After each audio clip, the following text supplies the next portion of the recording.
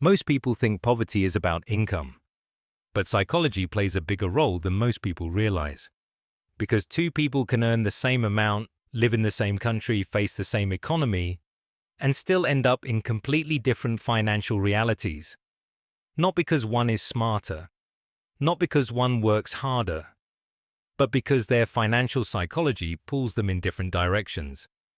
Watch till the end, because once you see this, you'll never look at money decisions the same way again.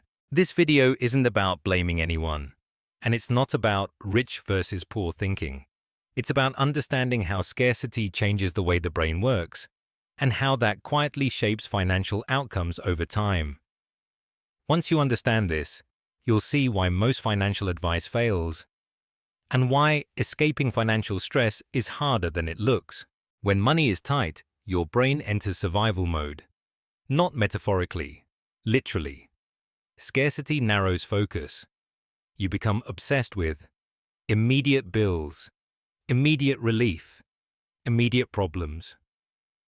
Long-term thinking becomes harder, not because you're irresponsible, but because your brain prioritizes now over later.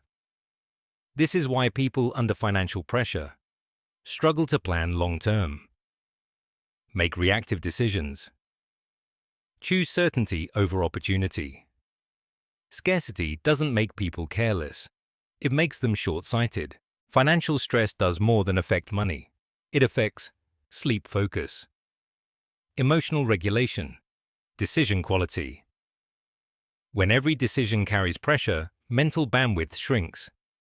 This is why people under financial stress miss opportunities, avoid learning new systems, stick to familiar patterns, not because they don't want better, but because they're mentally exhausted.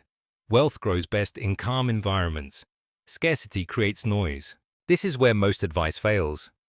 Just save. Just budget. Just invest.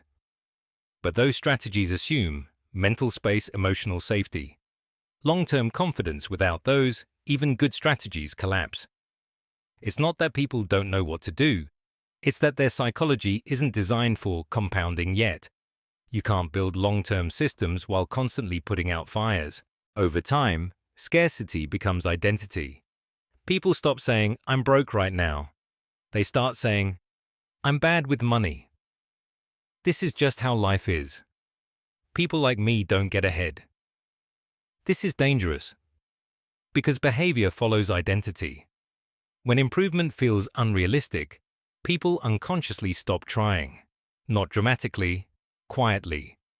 They choose comfort over change, familiar struggle over unfamiliar growth. Here's the difference. People who escape scarcity usually don't do it suddenly. They experience a psychological shift first. Not confidence, not motivation, but time horizon expansion. They begin thinking, what helps me 1 year from now? What removes future stress? What compounds quietly? That shift changes behavior. Behavior changes systems. Systems change outcomes. Money follows last. Environment matters more than discipline.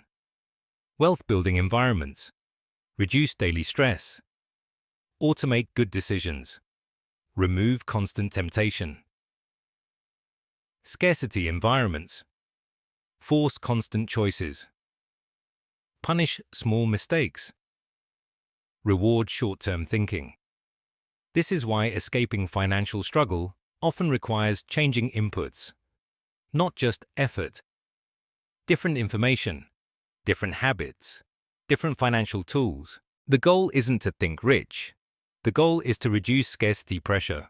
That starts with stabilizing basics, creating small buffers, removing constant urgency. Then comes education. Then systems. Then compounding. You don't leap out of scarcity. You step out gradually. Psychology first, money later. The psychology that keeps people poor isn't laziness or ignorance. It's survival thinking in a system that rewards long-term planning. Once you understand that, shame disappears, and strategy becomes possible. On Business Decoded, we explain money without judgment. This is Business Decoded, where we explain how money and businesses really work